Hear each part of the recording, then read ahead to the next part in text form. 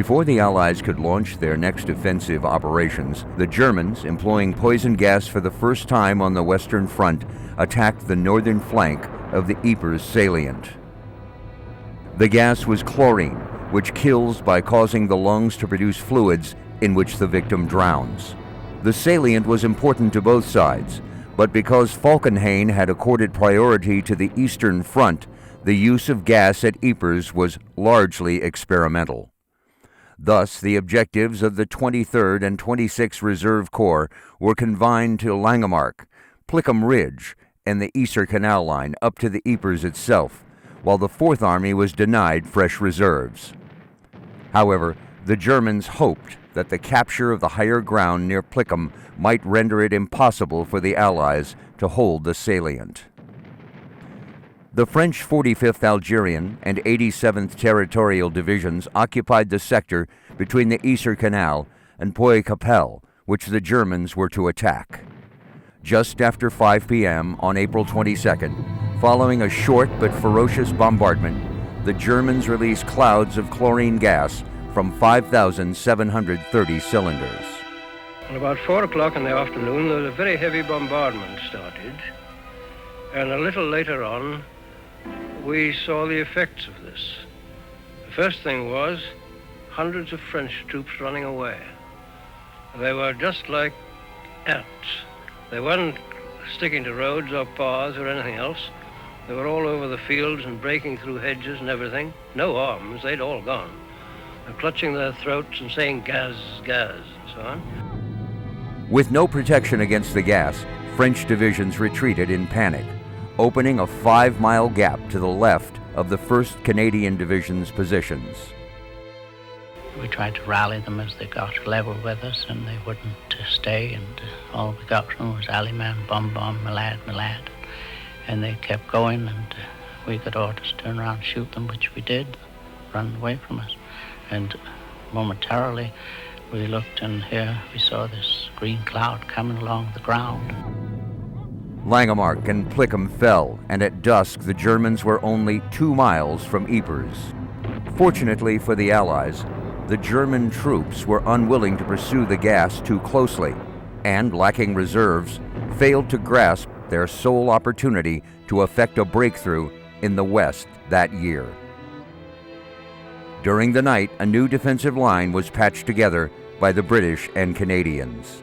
When a second gas attack came at Saint-Julien on April 24th, the Canadians, using towels, bandages, and handkerchiefs soaked in urine or water as improvised respirators, courageously prevented further erosion of the front.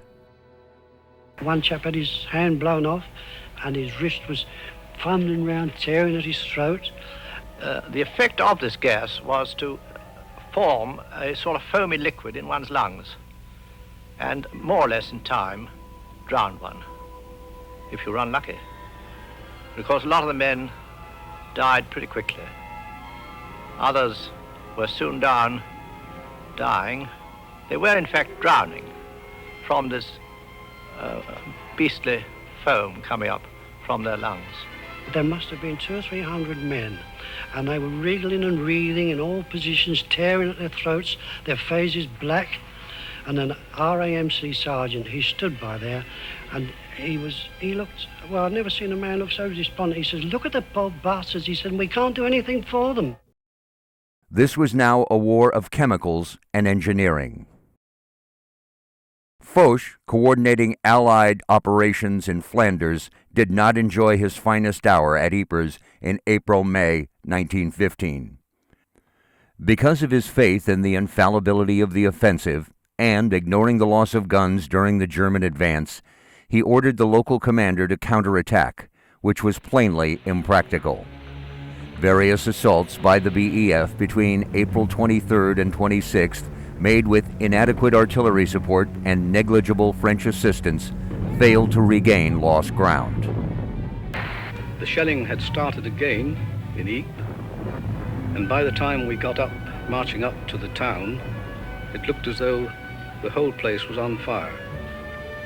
Buildings right and left of us were blazing away, and the heat was so intense in some of the narrow streets that as we were marching up in column of 4, the men on the flanks had to creep into the middle to avoid the blistering heat.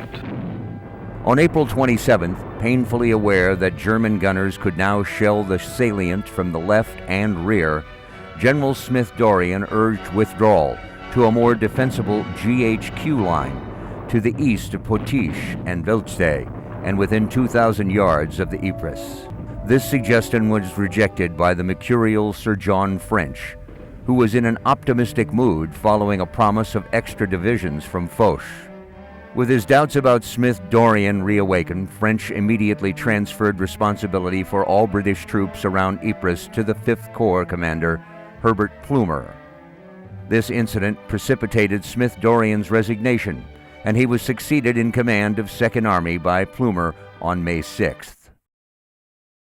The loss of the able Smith-Dorrien did not ultimately prove as calamitous to the BEF as it might have done, since Plumer displayed an almost unrivaled understanding and mastery of the new tactical conditions of the Western Front. It is ironic that between May 1st and 3rd, when demands on the imminent Artois offensive ended hopes of French reserves being sent to Ypres, Plumer was permitted to draw back his forces, much the same as Smith-Dorrien had proposed.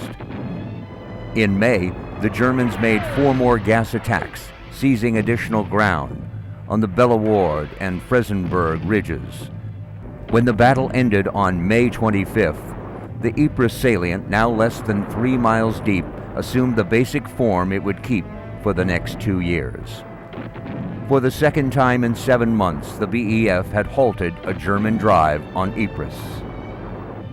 This latest defense had cost another 58,000 casualties, compared with the nearly 38,000 lost by the Germans. Now, with the Germans positioned on 3 sides and holding the key ridges to the east and south, there was no relief from the enemy guns and no foreseeable end to the suffering of the BEF.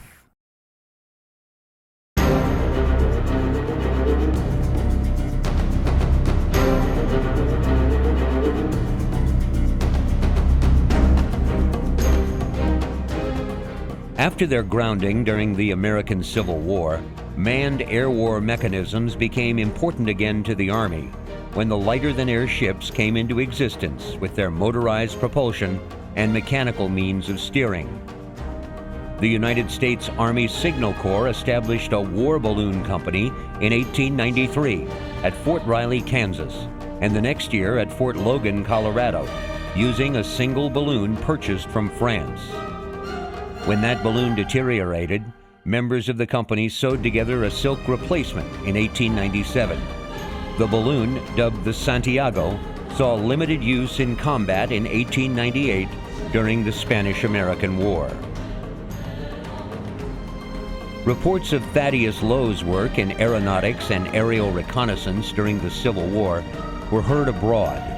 In 1864, Lowe was offered a major general position with the Brazilian Army, which was at war with Paraguay, but he turned it down. Ferdinand von Zeppelin served as an official observer with the Union Army during the American Civil War. During the Peninsular Campaign, he visited the balloon camp of Lowe.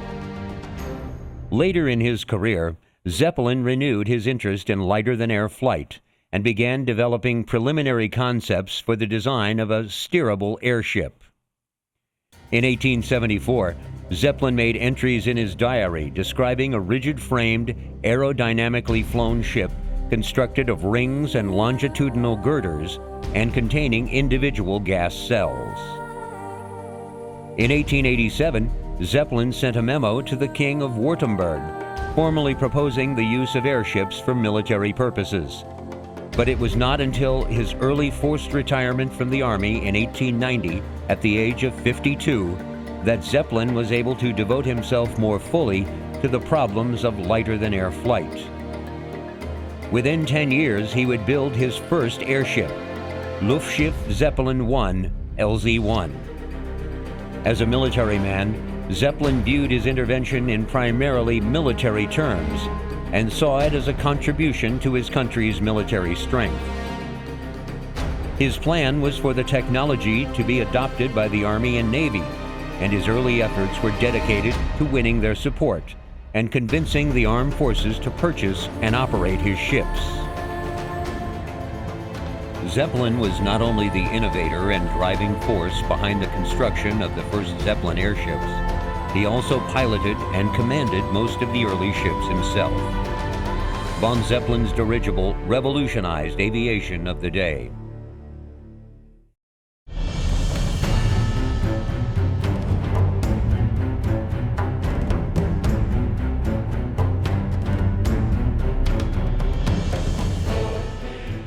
Even before the Great War, the airship was fixed in the minds of the public as a symbol of terror. As early as 1908, H.G. Wells had described an airship raid on New York that left that city in ruins and blazing conflagrations and heaped and scattered dead.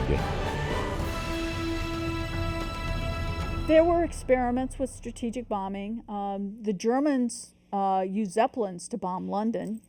And there were Billy Mitchell, for example, toward the end of the war, leads some bombing missions against supply depots and rail lines and that kind of thing. But it's tentative. But the true believers, people like Billy Mitchell or Giulio Douay of Italy, they really believe that that's the future of warfare, that these strategic bombers are going to be able to execute a war that will be able to go immediately against both the capability and the will of a nation to prosecute a war. And if you can eliminate that, then the war will be over very quickly. And so to avoid anything like World War I ever again, the answer are strategic bombers. These would be your frontline military offense. They would take the war directly to your enemy, and by bombing what Douay calls vital centers, mostly cities, but government and manufacturing and food production, that with a few heavy, rapid blows, wars could be over in weeks rather than years. It was a vision that did not go unnoticed by some military commanders. Captain Peter Strasser, head of the German Navy's airship fleet, believed that Britain could be overcome by means of airships. Remember, World War I, it had stalemated in that trench warfare in France. And most of the war was fought just in inches, really. You come over the top and maybe move the line a little bit, and then the other side would come over the top and maybe move it a little bit the other way, and it was just mass slaughter. And the airmen began to argue that airplanes were free of this. They were above the ground. They could fly anywhere and could strike anything. And so they really began to tout the aircraft as a strategic bomber, where you could use it to go back and fly against supply lines and factories and hit public morale and end this horrible, horrible war and end it much more quickly. At the outbreak of the war, the German Army had 6 operational dirigibles and the Navy had 1. However, at this stage of the war, no nation's air service was capable of fulfilling Wells' apocalyptic vision of aerial destruction. Metal-framed Zeppelins and plywood-framed Schutzlanzes revealed serious drawbacks in combat. They could not survive over the battlefield. The Army was quick to experiment with them, bombing Liège and Antwerp, despite the fact that at this stage no specifically designed aerial bombs existed. But the Army's initial experience was not encouraging. Traveling at under 50 miles an hour, they presented large, tempting targets for gunners on the ground and nibble fighters in the air. 4 huge airships were shot down in the first month of the war. Despite this, the Navy was very enthusiastic. They saw the Zeppelin as a solution to their reconnaissance problems. If the Army traditionally used the cavalry for reconnaissance, the Navy traditionally used the light cruiser. Germany had very few ships, and an airstrip was viewed as being cheaper and less vulnerable. The Germans had no monopoly on the intent to bomb enemy cities and industrial centers. But they did have the lead in airship technology, and in 1914, airships were the only aircraft capable of carrying large bomb loads far enough to strike strategic targets. The one weapon the airship had in its favor was stealth. On a moonless night, despite the bulk, Zeppelins could evade detection and pursuit. The great airships became night raiders. Under the command of Corvette Captain Peter Strasser, the Navy quickly acquired more airships. Throughout 1914, these were used for reconnaissance patrols over the North Sea, but the German Admiralty was pressing for permission to use them for attacks against England. The Kaiser somewhat reluctantly granted such permission, and on January 19th, the Germans carried out the first Zeppelin raid against Britain, killing 2 and injuring 16. This was the first of many raids which continued at a rate of about 2 per month, in parallel with the continuing reconnaissance patrols. The Imperial German Army and Navy used airships to bomb a variety of strategic targets under the cover of darkness, including Paris. The German Admiralty was very enthusiastic about the results and asked for permission to bomb London. The most prized target was London. German school children learned to sing, "Zeppelin, fly, fly to England. England will burn in fire." Permission to bomb London was only granted by the Kaiser after a series of raids by French bombers on German cities. On May 31, 1915, the first raid was carried out against London, killing 7 and injuring 35. The arrival of airships over Britain in 1915 made a deep impression on the helpless civilian population. None who heard the thumping of the Maybach engines or witnessed the dark silhouette passing overhead in the night ever forgot the experience. Yet, airship commanders found mounting a sustained campaign risky. Flying from bases in the north of Germany or occupied Belgium to Britain and back in pitch darkness was a dangerous task. Once Britain deployed night fighters and ground batteries armed with incendiary ammunition, travel to London under the vast gas bags seemed like a very bad idea.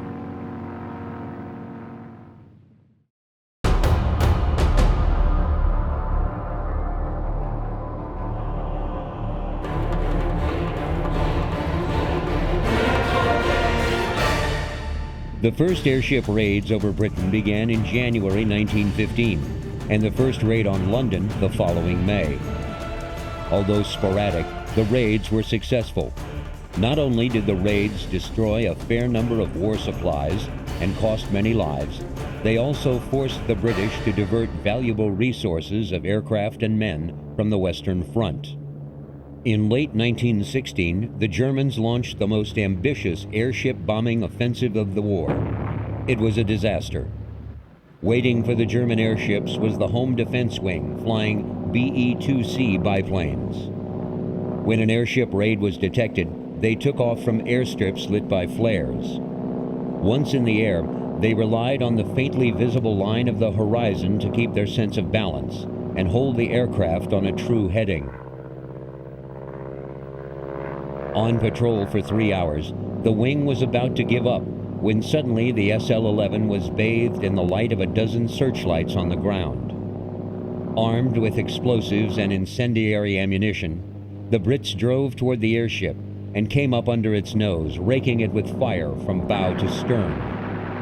Lieutenant William Leaf Robinson was on his 3rd pass when he noticed the airship began to glow.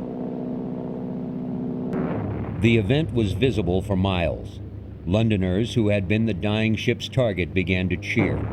The blaze was also witnessed with a very different sentiment by Captain Ernst Lehmann, commander of the SL-11 sister ship, now heading for home.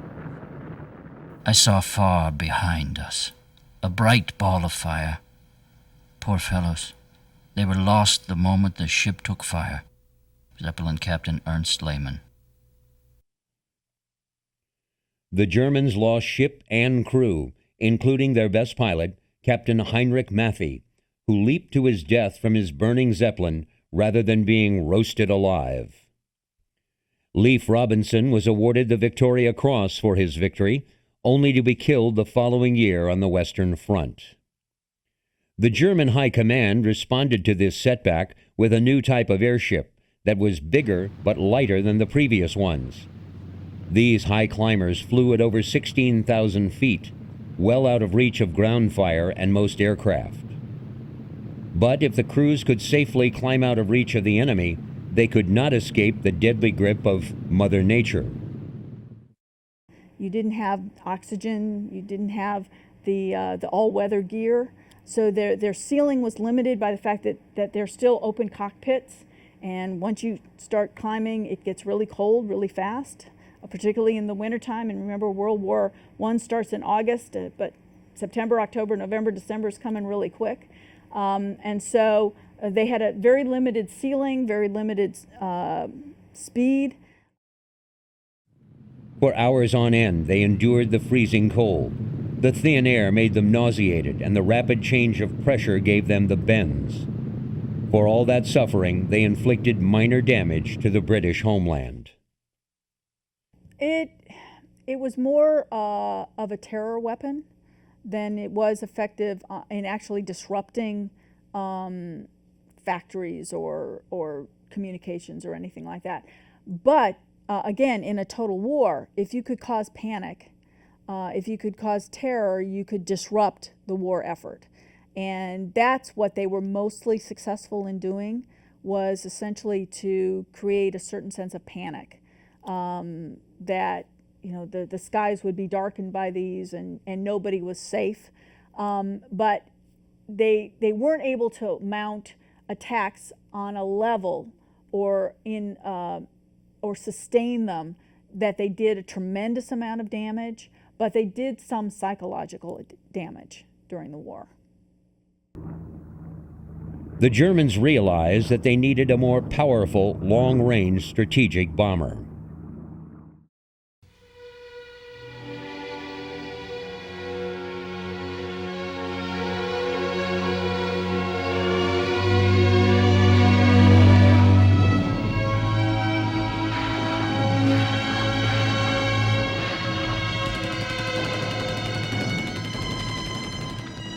It was January 1916, the second year of the war. As the new year began, the German strategic situation on all fronts had stabilized. Through the course of 1915, the Kaiser's armies had advanced deep into Russia and had seemingly crushed the Tsar's capability to mount any substantial counteroffensive. Serbia had been dealt an even heavier blow from a combined German, Austro-Hungarian, Bulgarian force. This Central Power Force army swept over the little country that had been the flashpoint of the conflict and chased the remnants of the Serbian army from the continent. The destruction of Serbia opened rail communications with Turkey, helping to shore up that beleaguered ally. In Italy and on the Western Front, the Central Powers had warded off a series of powerful British, French, and Russian, the Entente forces, offensives, and looked likely to be able to hold off any similar attacks for the foreseeable future.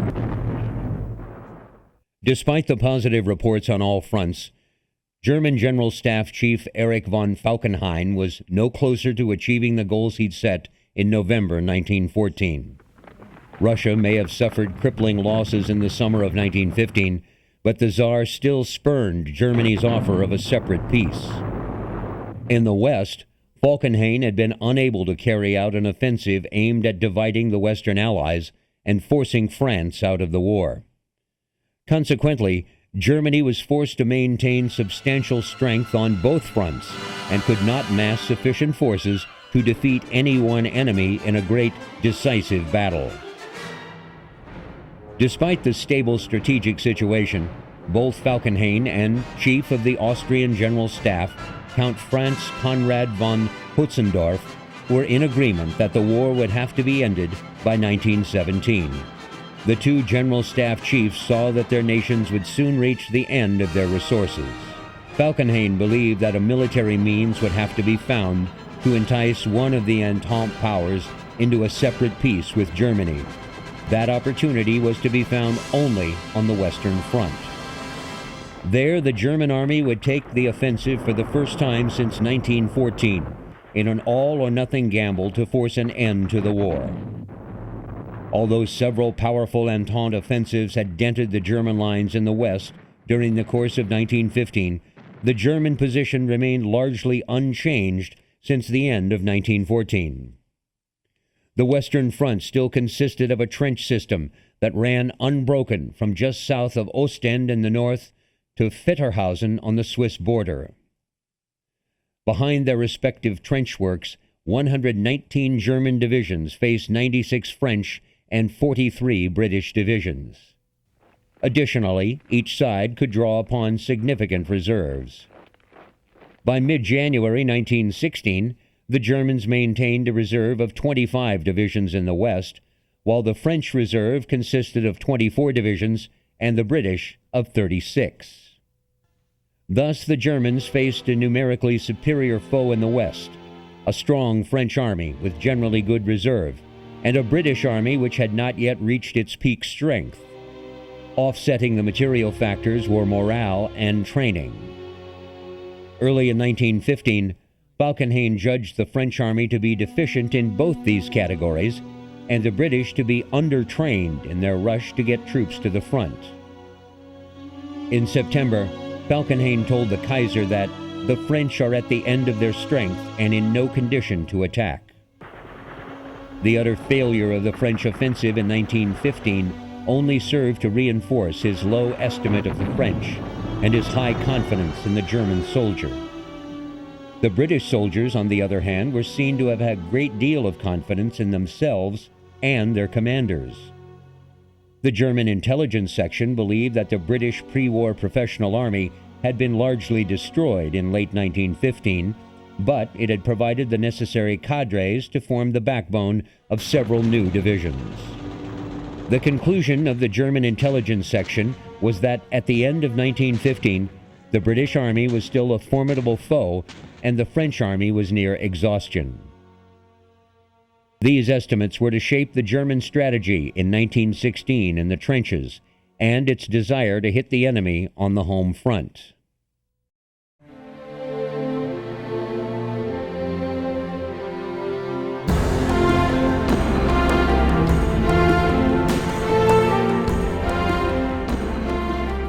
From the start of the war, the Germans had wanted to use heavier-than-air aircraft for strategic bombing, but lacked a suitable machine until the advent of the Gotha two-engine bomber.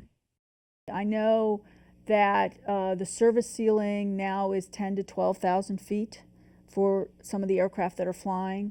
They had come up with cold weather gear to help the pilots, so it was easier for them to fly, and some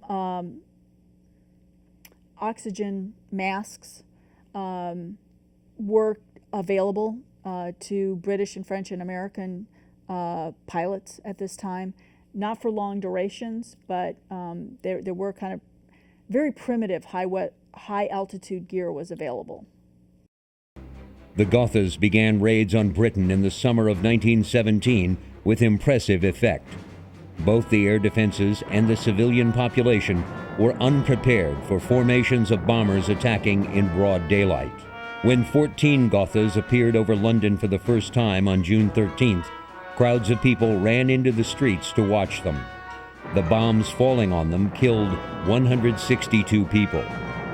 The Gothas flew faster than the Zeppelins and were far harder to shoot down. When flying in formation, they could dish out heavy punishment to pursuing aircraft from their combined firepower. Because they could be produced much more quickly and cheaply than airships, they could be deployed in far greater numbers. The largest airplanes to fly in the Great War were the heavy bombers. The most famous of these R planes was the Zeppelin-Staaken RVI, introduced in 1917. These huge machines had two pilots sitting side by side.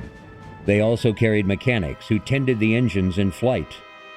It took 40 men to prepare the giant for its mission, loading bombs, filling the fuel tanks, and tuning the four 250-horsepower engines. After a light supper, the 8-man crew would board the aircraft that was waiting for them with engines idling. With only calculations of time, speed, and direction to tell them where they were, the bomber wing would lumber towards its British target.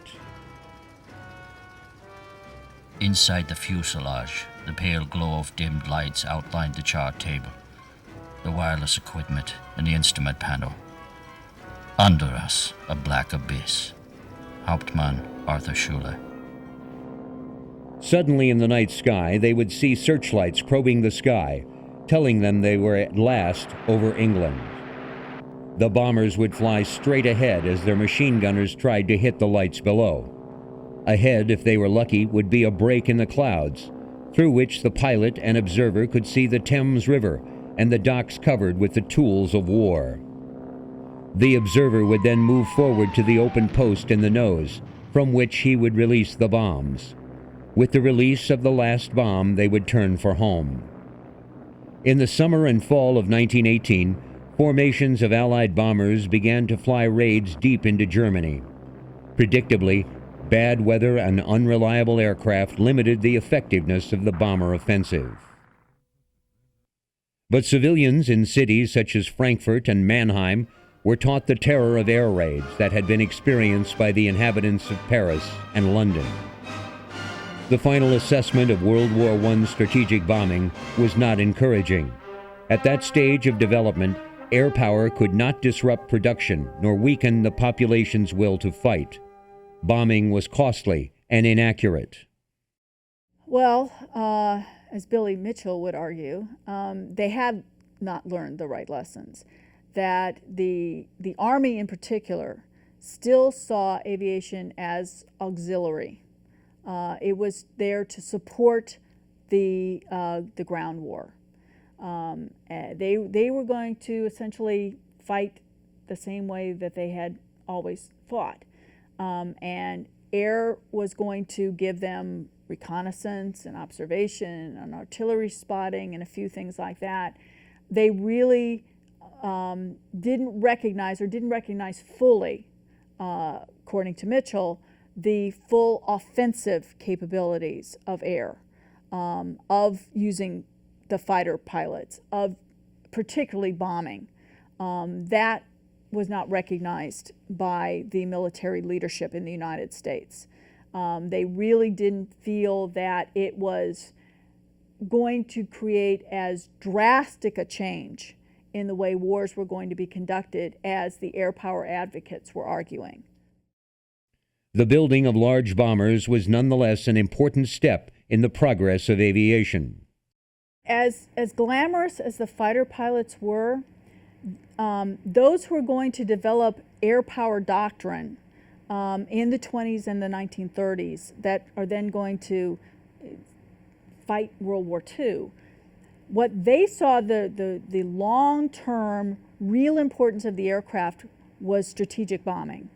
That was really going to be able to take the war away from that fixed battlefront to hit the targets that would be decisive, that would end wars quickly.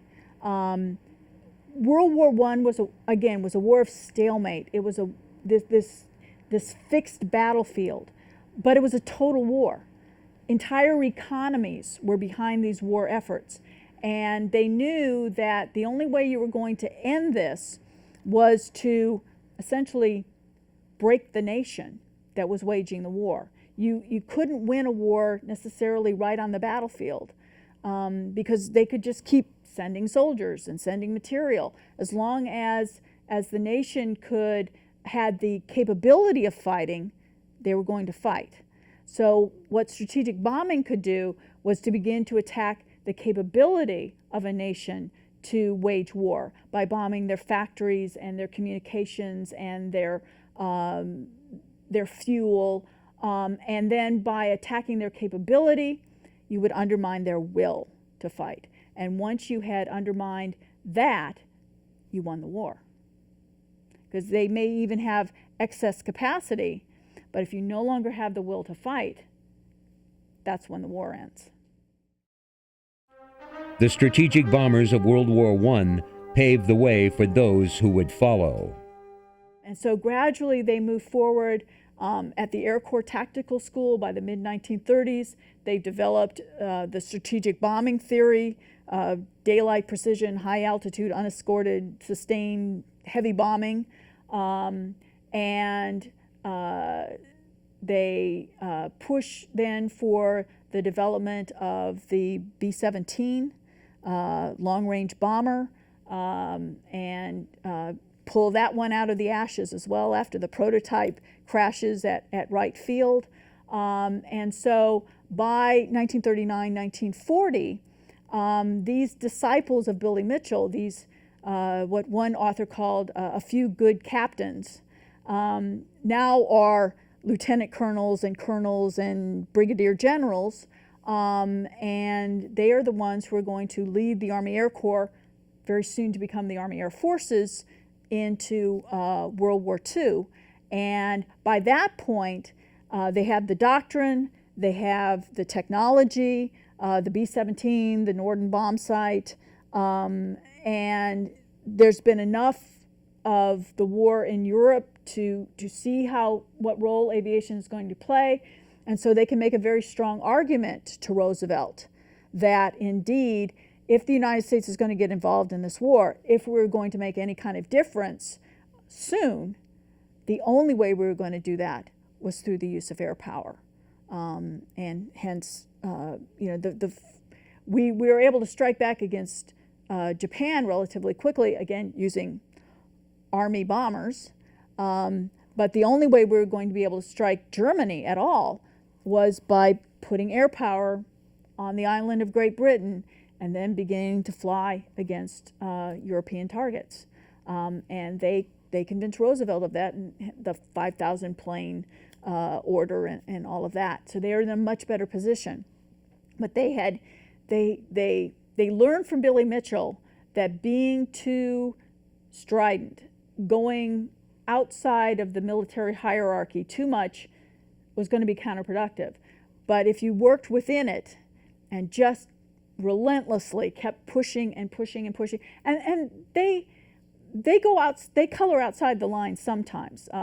Hap Arnold and Ira Aker in particular also wrote books for both adults and for children promoting military aviation. But they do it kind of more incrementally. They make practical demonstrations of what they can do. They salute smartly when they need to, and get themselves in a position that once we're ready to enter World War II, they can make the argument that air power really can make a big difference. Also, bomber crews had accumulated extensive experience in long-distance flight and night flying, and the large aircraft would be modified to carry passengers and freight.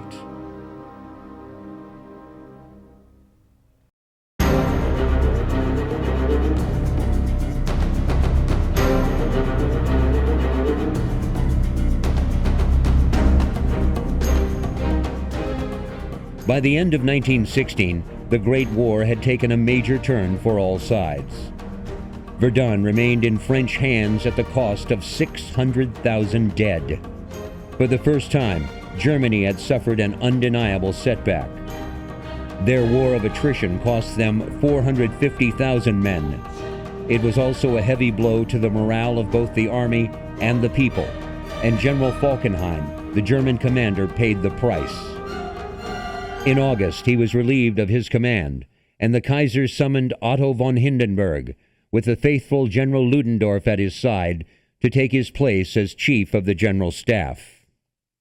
On the Somme, the British massed a huge array of artillery. Their attack was preceded by a week-long bombardment in which 1.5 million shells were fired. The shelling failed. A large percentage of the shells fired, hastily manufactured by unskilled labor, were duds.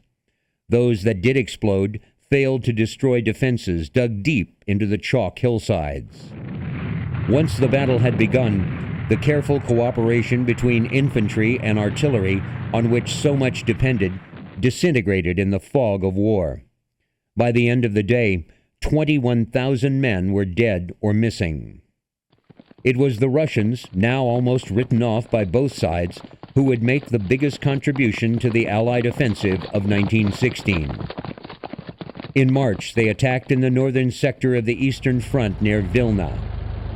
In spite of having accumulated superiority not only in men, but in guns and ammunition, they were repulsed with a loss of 100,000 men. Nonetheless, in June, they kept their promise to their allies by launching one of the most successful operations of the entire war, an attack on the Galician front that tore a 20-mile gap in the Austrian armies, penetrated to a depth of 60 miles, and took 500,000 prisoners. The detailed planning, the close cooperation between the infantry and artillery, the immediate availability of reserves to exploit success, and above all, the measures taken to secure surprise, was an indication that armies were at last beginning to feel their way out of the tactical deadlock. But it still brought the prospect of victory no nearer. The question was now being asked by the drained Allies: who would come to their aid?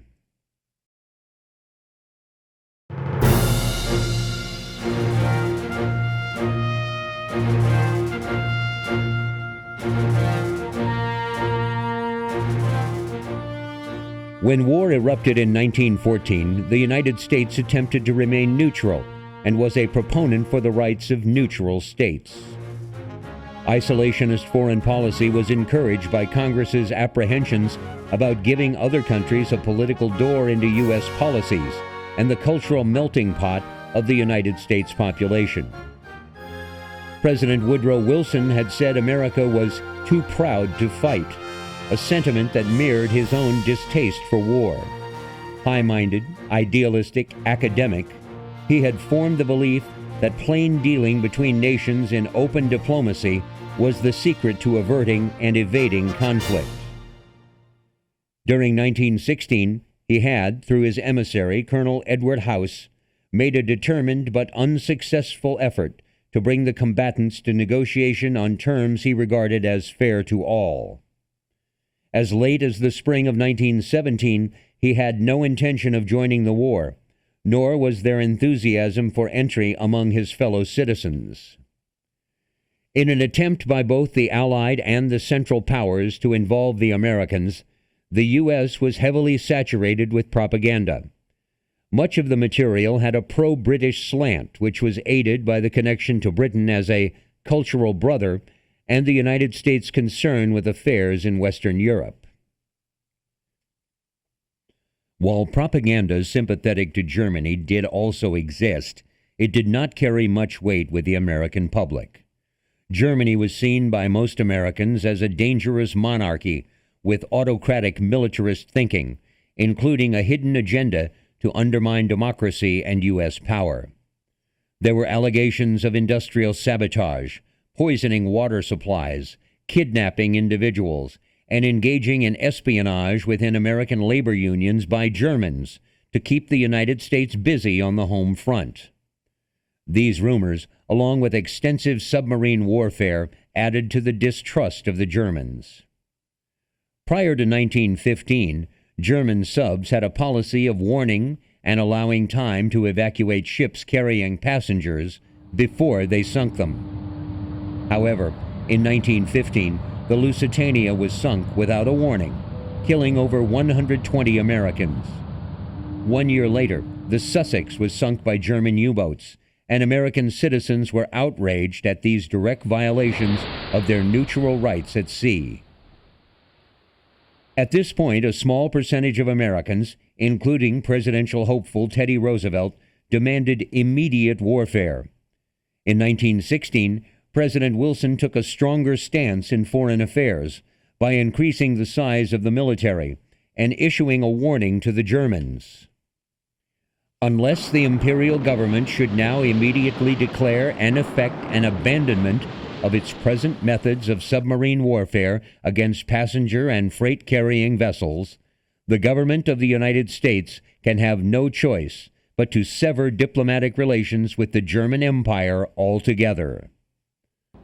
The Germans responded by temporarily ceasing submarine warfare until 1917, when German Ambassador Bursdorf announced the continuation of submarine warfare and ended diplomatic relations with the United States. Wilson said, "Stop it, don't hit any of our ships or anything." Well, the Germans did that for a while, but in the fall of 1916, the Germans decided that the Americans aren't going to be able to do anything anyway. I've seen the reports of foreign American attachés with the Brits and the Germans and Austrians and all that. And it was interesting because most of the countries, the attaché would write back, they're not interested in the Army. It's so small, it's insignificant. They don't think it's a problem. The Germans, of course, did a very meticulous thing and all that, but I don't think they certainly weren't scared of them because they were amazed. The Americans didn't seem to respect the military very much. Well, the Americans didn't even know we had a military, many of them. It was so small. However, military strategists predicted certain defeat for the Germans if America used its manpower to build an army and entered the war. In an attempt to eliminate the threat of American involvement in Europe, Foreign Minister Alfred Zimmerman tried to provoke Mexico and Japan into attacking the United States, with the promise of German assistance after the European front was conquered. A message containing Zimmerman's intent was decoded by the British and sent to the U.S., further swaying Americans to action. The campaign in the seas around the British Isles on the west coast of France and in the Mediterranean began on February 1st.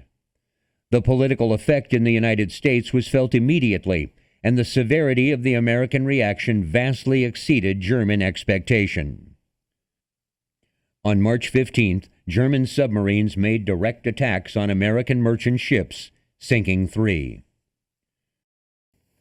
Finally, the Germans just decided we're going to sink we'll just tell them we're going to sink the ships. And they started doing it. And then the Zimmerman note was the Germans were trying to get the Mexicans to go to war against us and all of that. That was a direct challenge to the dignity of the United States as a sovereign power, one which Wilson reluctantly decided he could not ignore. Due primarily to submarine warfare and the Zimmerman note, President Wilson asked Congress for permission to go to war, and on April 6, 1917, Congress officially declared it. Then finally Wilson asked for the declaration of war.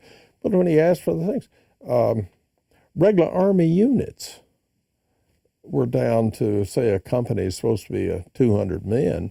They're down to maybe 50 or 75 in a company. And then all of a sudden, they got a lot of enlistees first. Then they came up with the draft, and they started pouring them in. But most of those people really didn't get that much training. I mean, they shipped the 1st Division over almost immediately, and they trained with the French, and the first ones committed to battle were in November. President Wilson, along with many Americans, justified their involvement as an act of high principle and idealism, and as a crusade to make the world safe for democracy.